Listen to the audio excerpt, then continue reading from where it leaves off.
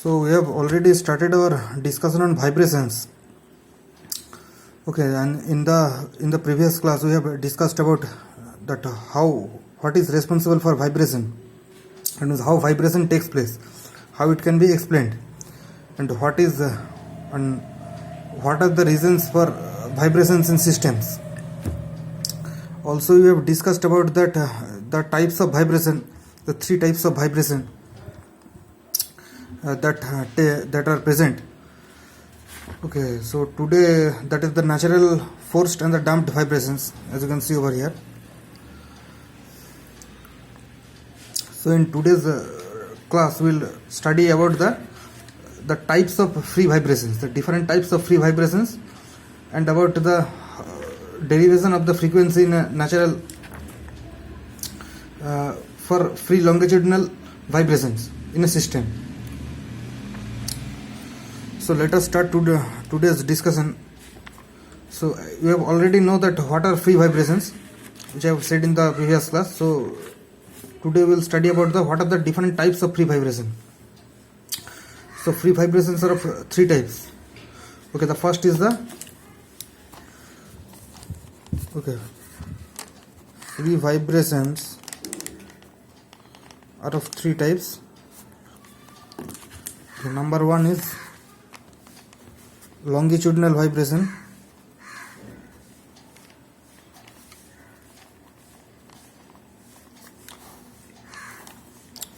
So what is the longitudinal vibration? So for this we will consider a simple system that considers of a shaft and a disc.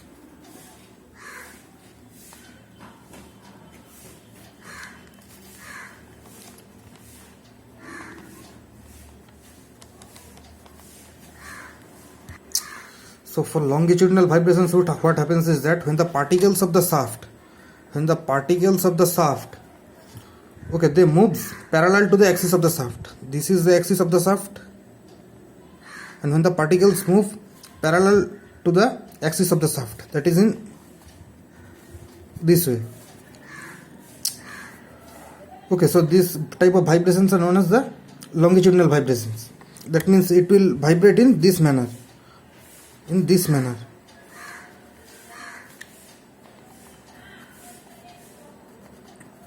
way. Okay, so the shaft is elongated and shortened alternatively. Okay, so there is presence of compressive stresses and tensile and compressive stresses that are being induced alternatively in the shaft. That is the presence of tensile and compressive stresses.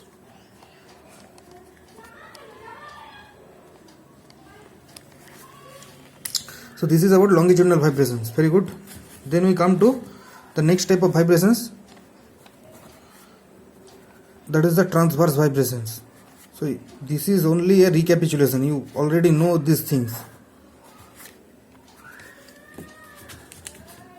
So this is the opposite of this longitudinal vibrations, where the particles of the shaft or the disc, they move perpendicular to the axis of rotation of the shaft. Perpendicular to the axis of the shaft. So this is the axis of the shaft, and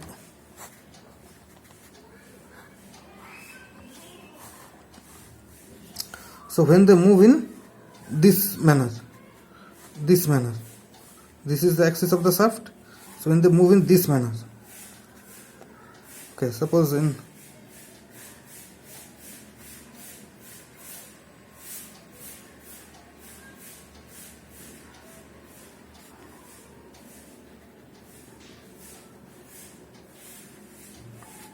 this manner. So this is these vibrations are known as the transverse vibration, when the movement is perpendicular to the axis of the shaft. So in this case, the bending stresses are induced in the shaft. Okay, in the previous case there is tensional and compressive force stresses, and in this case the bending stresses are induced.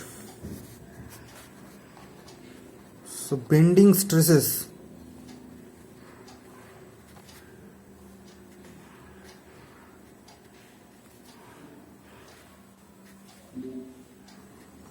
induced in the shaft. So this is about the transverse vibrations. Next we come to the third and the last, that is that torsional vibrations.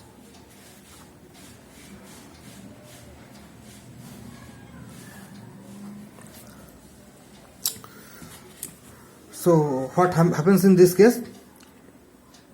When the particles of the shaft move in a circle, when the particles of the shaft move in a circle about the axis of the shaft is known as the torsional vibration. So suppose this is the disc of the shaft, and when they move in this manner, okay, they try to rotate. Okay, you understood. This is a disc, you can see over here, and it rotates.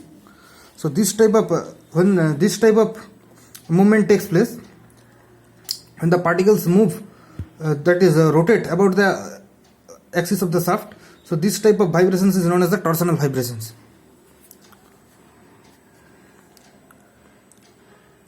So the shaft is twisted and untwisted alternatively. Okay, so shear stresses, the torsional shear stresses are induced in the shaft. Torsional shear stresses are induced in the shaft. So this type of vibrations are torsional vibrations. Okay, so another thing that is to be noted, that when these three cases, so these are within the Hooke's law, the limit of proportionality, that is when stress is directly proportional to strain. When these three cases are within the limit of proportionality, so when we apply external force and they are displaced from their mean position, so you know that there is a restoring force which acts on the system in the case of this vibrations, longitudinal and transverse, and here there is a here there is a restoring torque in case of torsional vibrations that try to bring it to the equilibrium position. Okay, so now when this restoring force which acts on this system, so when there is a restoring force, there will also be an acceleration that is present in the system which will try to bring it to the equilibrium position. Now that acceleration is directly proportional to the displacement from the mean position. Okay, you understood this, that acceleration is directly proportional to the displacement from the mean position. So you can say that this motion is a simple harmonic motion, because the acceleration is directly proportional to the displacement from the mean position. So this is one of the criteria for a simple harmonic motion. Okay, we understood this. Now we'll see the derivation of frequency. The derivation of frequency for a longitudinal vibrations. Okay, so we'll see the derivation of the frequency. Okay, for longitudinal vibrations, so there are a number of methods. Okay, mainly there's equilibrium method, then there is that energy method, and another is that Rayleigh method. Okay, we can do this in three processes, but I will show you the equilibrium method, that is mostly there. Okay, that is being taught in the classes. So see over here, we'll find out the natural frequency of a free longitudinal vibrations. So I've already studied about longitudinal vibrations, that when the particles move about along the axis of the shaft, or in the case here there is a spring. Okay, so this is longitudinal vibration, and we will find out the natural frequency. Okay, so the process that we will employ is the equilibrium process method. Okay, equilibrium method, it's a very common method. So now see over here, there is a spring that is being attached to a ceiling over here. The spring is in an unstrained position. Okay, it is in its natural position. you can see over here that this, and we will assume that this spring is of negligible mass. It is of negligible mass, as you can see in this figure. Okay, so for this spring we'll see a few assumptions. That the stiffness of the spring, okay, we'll assume the stiffness of the spring is equal to S. S is the stiffness of spring.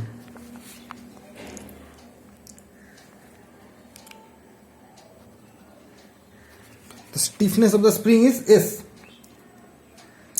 So now the stiffness, what is stiffness? That it is the force required. Stiffness is the force required to produce an unit displacement. Force required to produce a unit displacement in the direction of vibration. That is the force required for unit displacement in direction of vibration.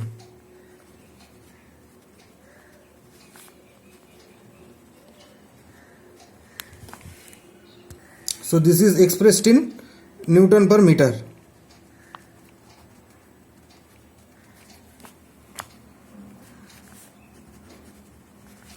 Expressed in Newton per meter. Now in the second diagram you see that we attach a mass. We attach a mass m to this constant or this spring. So m is the mass of the body suspended.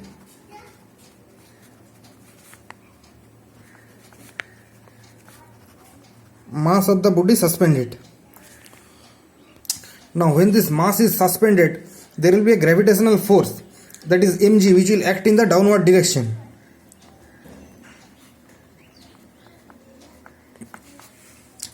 Okay, so W is the weight of the body. W is the weight of body in newtons. Okay, so when this force W will act in the downward direction, so there will be an obvious deflection. There will be a deflection in the spring. So the length of the spring will increase from here to here. So this is the displacement or delta. This is the delta. So delta is the static deflection of the spring due to the weight, okay, in meters, suppose in meters, due to the weight W. So you can see that there is a deflection in the spring. Okay, so this W is equal to mg acts in the downward direction. So this force will be balanced by the spring force, which will act in the opposite direction, in this direction. This will be balanced by the spring force, and the value of this spring force will also be equal to W. That's why they will balance each other, and this W is equal to the spring force will be given by S delta. You know this S and delta, that stiffness and the deflection due to the weight. So this W is equal to S delta acts in the upward direction. Now this mass. Now when we apply an external force to this mass, okay, when we apply this external force to this mass, so it will get further displaced, suppose to this position, as I have shown over here, from here till here. So the displacement will be, suppose it is x, so it is displaced by an length of x meters, and then it is released. So we apply this an external force, we displace it by a position x, and then we release it. Okay, so this spring will undergo an vibratory motion. Okay, so when we take to this position, so the spring force at this instant, the spring force which will act at this instant, suppose consider this body, this W will already act in this direction, and at this instant the spring force or the restoring force which will act in the upward direction, this will be S into delta plus x. S into delta plus x. So suppose at this position, okay, so at this position we consider that after a time t, after the application of this external force, the restoring force that will act,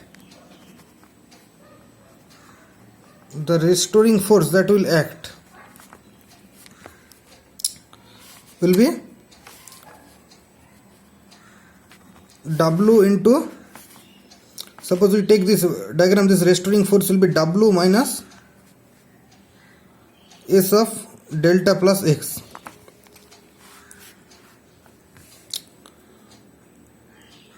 W minus S of delta plus x at this position.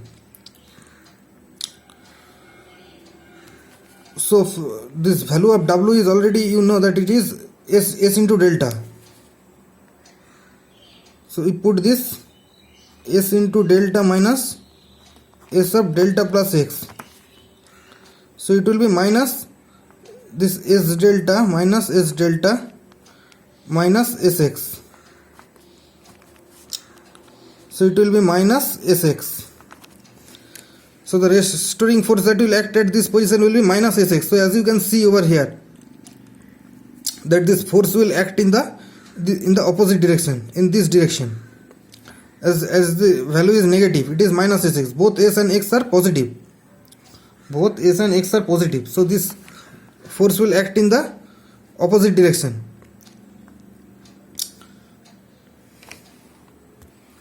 Okay, I've understood that this will act in the restoring force will act at this position in this direction. Okay, so that is why it is came to be negative. Okay, now this restoring force, this minus Sx, that force we can write it as mass into acceleration.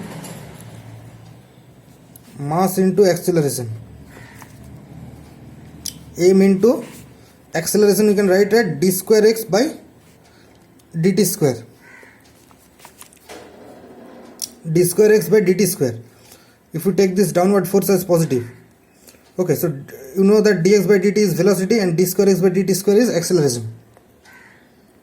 Now we will equate this equation. So suppose we name this at equation 2. Okay, and this minus Sx which I have shown earlier, we name it as equation 1. So we now will equate these two. Now we'll equating 1 and 2. We get that m into d square x by dt square is equal to minus Sx, or m into d square x by dt square plus Sx is equal to 0.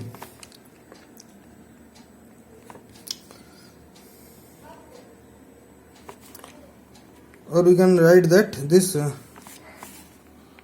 d square x by dt square plus s by m into x is equal to 0. You can also write this at x double dot plus s by mx equal to 0. Now this system will exhibit a simple harmonic motion, as you can see, that because there is a restoring force which is acting in the opposite direction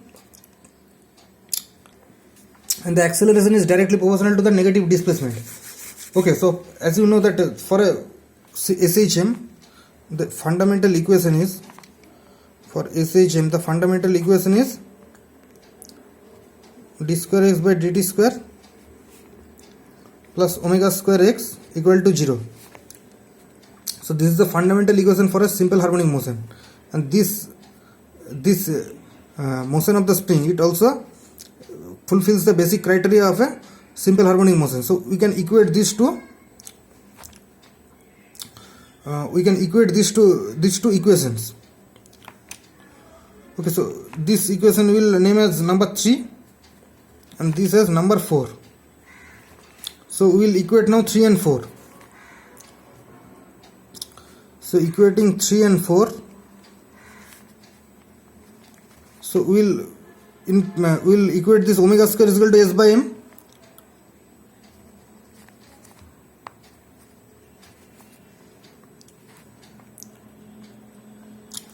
So omega is equal to root over S by M. So this is this omega, or the angular speed. Now this